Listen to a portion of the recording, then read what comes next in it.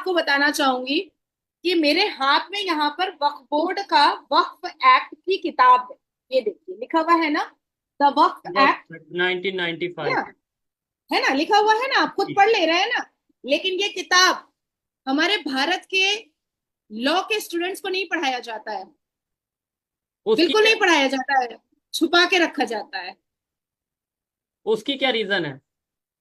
उसकी रीजन ये है, इस किताब में कुछ ऐसे सेक्शंस हैं जो खतरे से खाली नहीं है, जिससे दिल धड़कने उठेगा।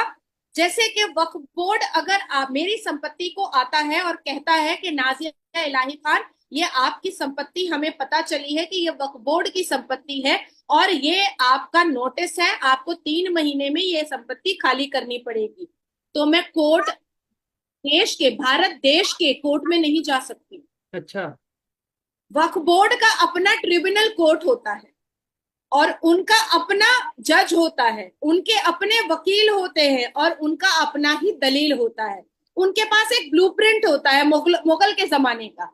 उनके पास एक फैमिली ट्री होती है मुगल के जमाने की। उस फैमिली ट्री को वो खोलते हैं और कहते हैं कि अकबर बादशाह यहाँ से गुजरे थे, यहाँ पर उन्होंने घोड़ा रोका था और ये घोड़ा रोकने वाली जो जगह है ना नाजिया जी, ये आपका घर है, इसीलिए अब ये मेरा हो गया, ये वक्फ बोर्ड का हो गया।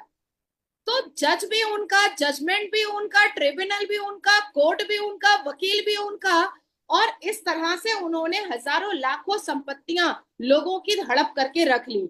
अब कुछ मिसालें मैं आपको दे देना चाहती हूँ जो आपको समझ में आएगा कि मैं गलत नहीं बोल रही। तमिलनाडु, तमिलनाडु का एक किसान था, 2021 की घटना है। तमिलनाडु का एक किसान था जिसने, जो अपने खेत को बेचना चाहता था और वो बेचारा रजिस्ट्रार के पास गया और उसने कहा कि मुझे खेत बेचना है, अपनी बेटी की शादी करनी है। बाद में पता चला कि उसकी संपत्ति को वक्फ बोर्ड ने ले लिया है। ठीक है, उसे तो खुद उन्होंने नहीं कहा पता था। कि हाँ ये मेरा है। हाँ। ठीक है। अब फिर मैं तमिलनाडु की ही बात बता रही हूँ। तमिलनाडु का एक गांव है, उसमें वो उस पूरे गांव को वक्फ बोर्ड ने कहा कि ये मेरी संपत्ति है। वो यहाँ तक के 1500 साल की पुरानी पुरानी एक मंदिर है, उस मंदिर को भी कह डाला कि अरे ये तो पहले मस्जिद थी, हमारे बाबर साहब और अकबर अकबर मुगलों ने इसको इसको मस्जिद बनाया था, आप लोगों ने मंदिर बना दिया। भाई इसका पूरा पेपर है हमारे पास, ये 1500 साल पुरानी मंदिर है, नहीं ये पूरा मेरा है। अब मैं आपको, चलिए ये तो हिंदुओं की बात हो गई, लोग सोचेंगे कि मैं हिंदुओं की सिफारिश कर रही हूँ। हाँ। वक्फ बोर्ड ने मुसलमानों की भी जमीन हड़प की है। अब आप सोचिए, मुसलमानों की जमीन भी हड़प की है। अख्तर अली वर्सेस उत्तर प्रदेश वक्फ बोर्ड, अख्तर अली नाम के आदमी की कई एकड़ की जमीन वक्फ बोर्ड ने हड़प की और उसके बाद फिर अपने ट्रिब्यूनल से, अपने ही कोर्ट से, अपने ही जज से, अपने ही जजमेंट से कह दिया अख्तर अली अब तुम यहां से निकल जाओ, ये जमीन वक्फ बोर्ड की हो गई। अख्तर अली 11 साल इंतजार करने के बाद न्यायपालिका पहुंचा और कहा, उसने चैलेंज किया वक्फ बोर्ड को, मुसलमान होने के बावजूद, कि ये वक्फ बोर्ड ये हड़प करने के लिए बैठा है, ये लैंड माफिया है, ये जिहाद चला रहा है, इसके अलावा कुछ नहीं चला रहा है। फिरोज खान वर्सेस उत्तर प्रदेश वक्फ बोर्ड, फिरोज खान साहब की जमीन, इन्होंने 4 साल लड़ाई लड़ी। ठीक है। अब इसके बाद आती है अनीस आयशा। मैं सबके जजमेंट को लेकर के अच्छा, बैठी थी, ये मैं कोर्ट नाजिया के जी, जजमेंट को। ये वक्फ बोर्ड पूरे इंडिया में का एक मतलब वो बोर्ड है या हर एक स्टेट का अपना अपना अलहदा से वक्फ बोर्ड होता है? ये मुझे थोड़ा सा क्लियर करिएगा, क्योंकि ऐसा होता है ना कि किसी स्टेट में कोई गवर्नमेंट, किसी स्टेट में कोई गवर्नमेंट, तो वक्फ बोर्ड भी फिर उस हिसाब से, या पूरे इंडिया का एक वक्फ बोर्ड है फिर आगे उसने अपने ऑफिस या जो भी एक। पूरे इंडिया का एक वक्फ बोर्ड है और उसके बाद फिर उन्होंने अपनी अपनी शाखाएं बना करके रखी हैं हम्म। 28 राज्यों में। ऐसे ये कहते हैं, चिल्लाते हैं कि हम मुसलमान 20 करोड़ की आबादी में, पर शिया वक्फ बोर्ड अलग है और सुन्नी वक्फ बोर्ड अलग। अच्छा। ठीक है। ठीक है। अब इन्होंने सिर्फ हिंदुओं की जमीन या आर्मी की जमीन या रेलवे की जमीन नहीं हड़प की है, इन्होंने मुसलमानों की भी जमीन हड़प की है। और खास करके वक्फ बोर्ड की नजर मुसलमान बेटियों की जमीन पर सबसे ज्यादा होता है। जैसे ए अनीस आयशा, इन्होंने बहुत लंबी लड़ाई लड़ी है वक्फ बोर्ड के खिलाफ। ए हसना, इन्होंने बहुत लंबी लड़ाई लड़ी है वक्फ बोर्ड के खिलाफ। निजहत यास्मीन, इन्होंने बहुत लंबी लड़ाई लड़ी है वक्फ बोर्ड के खिलाफ। उसके बाद फिर अनीस फातिमा बेगम, इन्होंने पश्चिम बंगाल कोलकाता में बहुत बड़ी लड़ाई लड़ी है वक्फ बोर्ड के खिलाफ। उसके बाद फिर सलमान खान, ये हैं आपके तमिलनाडु के, इन्होंने बहुत बड़ी, 2023 में इनको जजमेंट मिला है इनके फैसले पर, इन्होंने बहुत बड़ी लड़ाई लड़ी है वक्फ बोर्ड के खिलाफ। शहनाज परवीन वर्सेस मध्य प्रदेश वक्फ बोर्ड, इन्होंने वक्फ बोर्ड के खिलाफ बहुत लंबी लड़ाई लड़ी है कि इनकी जमीन को हड़प कर लिया गया है। वक्फ बोर्ड की कुरीतियां अभी आप सुनेंगे तो आपकी आंखें फट जाएंगी। वक्फ बोर्ड, इलाहाबाद हाई कोर्ट के अंदर एक मस्जिद थी, बहुत पुरानी मस्जिद थी। वहां पर जो मुसलमान वकील होते थे वो नमाज पढ़ने के लिए जाते थे। अचानक से एक दिन सबने देखा कि वक्फ बोर्ड ने हरा हरा बोर्ड लगा दिया और कहा कि ये तो वक्फ बोर्ड की जमीन है। अब सारे जो बाकी के वकील थे वो खड़े हो गए, कहे कि हमें आपत्ति नहीं है कि यहाँ पर मस्जिद है, आप नमाज पढ़ रहे हैं, आप यहाँ पर खुतबा कर रहे हैं, आप यहाँ पर जमात खड़ी कर रहे हैं, हमें कोई आपत्ति नहीं है और बरसों से यहाँ पर था, आप करें, लेकिन आप इसको वक्फ बोर्ड की संपत्ति बोल करके कोर्ट के अंदर की जमीन को आप हड़प नहीं कर सकते हैं। अब क्या हुआ कि अब वक्फ बोर्ड जो है उनको आंखें दिखाने लगा। आंखें दिखाने लगा तो वकील भी भाई वकीलों से आंखें दिखाकर और उंगली उठा करके बात कभी नहीं किसी को करना चाहिए। अब उन्होंने एक याचिका दायर कर दी और याचिका में इलाहाबाद हाई कोर्ट के जज ने कहा कि भैया अब तुम ये मस्जिद ही हटाओ। अब वक्फ बोर्ड वाले अकड़ गए, बोले नहीं, हम तो, ये तो वक्फ बोर्ड की जमीन है, हम तो हटाएंगे ही नहीं, हमारे तो मुगलों ने छोड़ करके गए हैं ये जमीन। ये मामला चला गया सर्वोच्च न्यायपालिका, मतलब भारत के सबसे बड़े honourable supreme court of India में। सुप्रीम कोर्ट ऑफ इंडिया ने जब इंटरवीन किया तो सुप्रीम कोर्ट ने कहा बेटा हटा लो मस्जिद, इज्जत से हटा लो, क्योंकि अब तुमने गलत कर दिया। तब जा करके वक्फ बोर्ड ने एक रिक्वेस्ट की याचिका डाली और कहा कि ऑल्टरनेट में हमको कोई जगह दे दीजिए मस्जिद बनाने के लिए। तो ये तरीका होता है वक्फ बोर्ड वालों का वक्फ की जमीन को हड़पने का, और इसको चलाने वाले मात्र 200 लोग हैं पूरे भारत में, मात्र 200 लोग। ठीक हो गए, तो वो फिर कितने 2017 में 2017 में, अच्छा ये चीजें क्वेश्चन मार्क और डाउटफुल कब हुई? 2017 में ये वक्फ बोर्ड के जो मेंबर बैठे हुए हैं और चेयर पर जो सब कोई बैठे हुए हैं, इनकी आपस में लड़ाई हो गई थी। आपस में लड़ाई कैसे हुई कि कुछ मुतवल्ली, आप तो समझ रहे हैं मुतवल्ली, लेकिन भारत के व्यूअर्स को समझाने के लिए, मुतवल्ली मतलब मैनेजर, उसने क्या किया था कि मुतवल्ली मैनेजर ने कुछ संपत्तियों को बेच डाला अपने पर्सनल इंटरेस्ट के लिए, अपने पर्सनल फायदे के लिए। कुछ मुतवल्लियों ने वक्फ बोर्ड की संपत्ति में घर बना करके अपनी बेटी को जहेज में दिया। कुछ मुतवल्लियों ने उस वक्फ बोर्ड की संपत्ति को बेच करके अपने बेटे को विदेश भेजा पढ़ाई करवाने के लिए।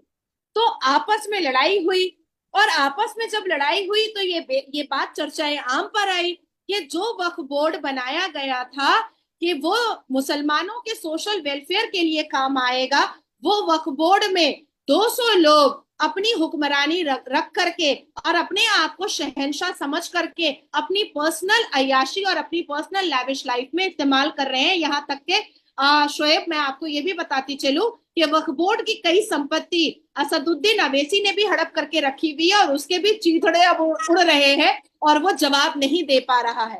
अब आती है बात वक्फ बोर्ड की कि अगर वक्फ बोर्ड ने मुसलमानों के सोशल वेलफेयर के लिए बना था, अगर वक्फ बोर्ड ने सोशल वेलफेयर के लिए काम किया होता तो क्या सच्चर कमीशन की रिपोर्ट के हिसाब से भारत के मुसलमान दलित से पीछे होते शिक्षा में?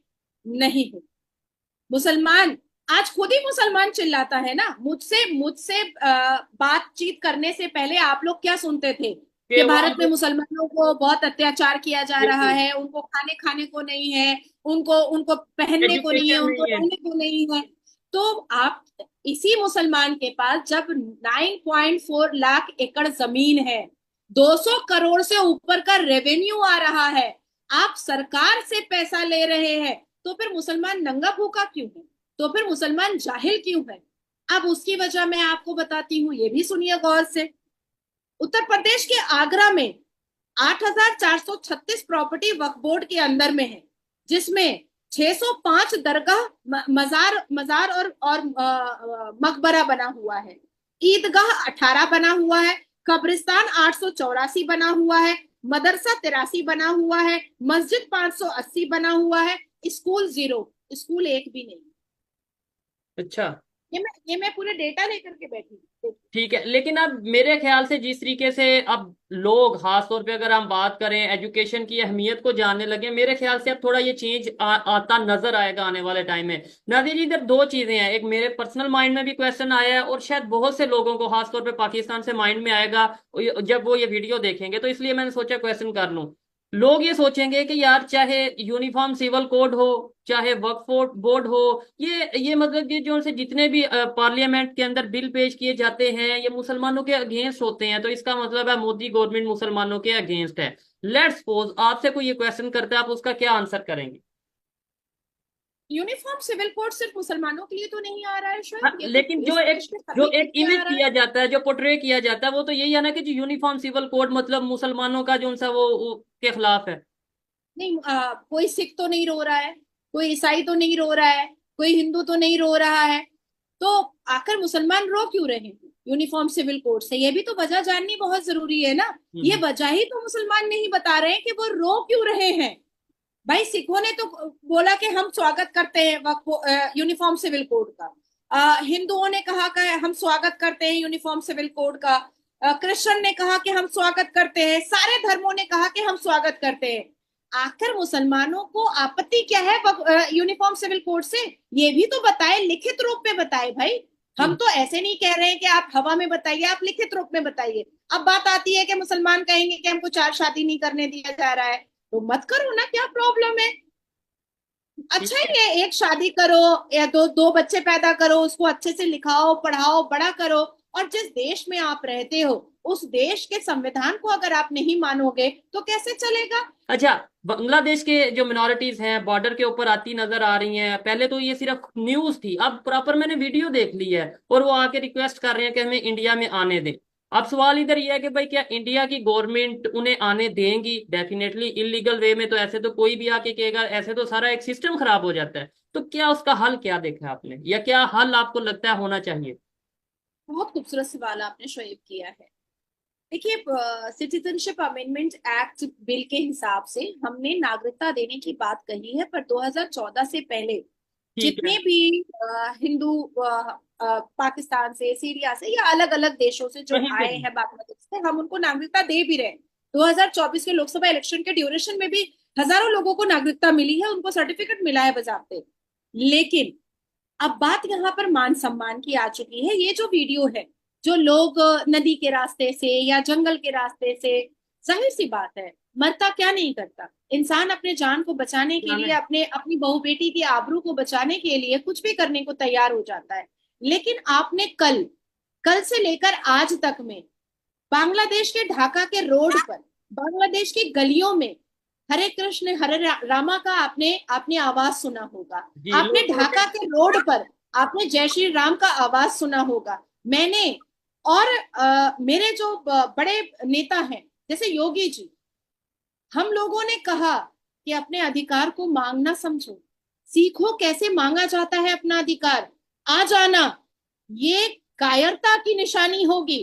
हम तो आपको सेव करेंगे, हम अपने अपने भारत में आपको शरण देंगे, लेकिन इलीगल तरीके से नहीं देंगे। वो तो आप प्रॉपर बॉर्डर नहीं क्रॉस है। करके आएंगे और हम आपको रख लेंगे, ये नहीं हो सकता है। आप सोचें कि आदरणीय प्रधानमंत्री जी ने एक कमेटी बनाई है जिसको डॉक्टर एस जयशंकर देख रहे हैं, और वो यूएन से डायरेक्ट बात कर रहे हैं कि हिंदुओं को बचाया कैसे जा सकता है। इसके अलावा सारे हिंदू, 1 करोड़ 28 लाख हिंदू बांग्लादेश के रोड पर जय श्री राम के नारे लगाए हैं, और उन्होंने कहा है कि हमें हमारा हक चाहिए और हमें हमारे हक से कोई भी बेदखल नहीं कर सकता है। मैं यही संवाद मैं पाकिस्तान के हिंदुओं को भी देना चाहती हूँ। नजरें झुकाकर मत जियो, घबरा कर मत जियो। जबान में अपना हक मांगने के लिए जबान में थरथराहट नहीं, जबान में गड़गड़ाहट होनी चाहिए। आपकी आवाज नीची नहीं, आपकी आवाज ऊंची होनी चाहिए। आपके अंदर डर नहीं, आपके अंदर जोश होना चाहिए कि आप अपना हक मांग रहे हैं। आप जो लोग ईरान में हिंदू रह रहे हैं, जो अरब में हिंदू रह रहे हैं, जो पाकिस्तान में हिंदू रह रहे हैं, जो अफगानिस्तान में हिंदू रह रहे हैं, जो जो श्रीलंका में हिंदू रह रहे हैं और जो बांग्लादेश में हिंदू रह रहे हैं, उन हिंदुओं को अब अटल होना पड़ेगा। अब उन हिंदुओं को यूनाइट होना पड़ेगा, उन हिंदुओं को अपनी आवाज उठानी पड़ेगी। कब तक? कब तक अपनी आंखों के सामने अपनी बहू बेटियों को लुटता हुआ देखेंगे?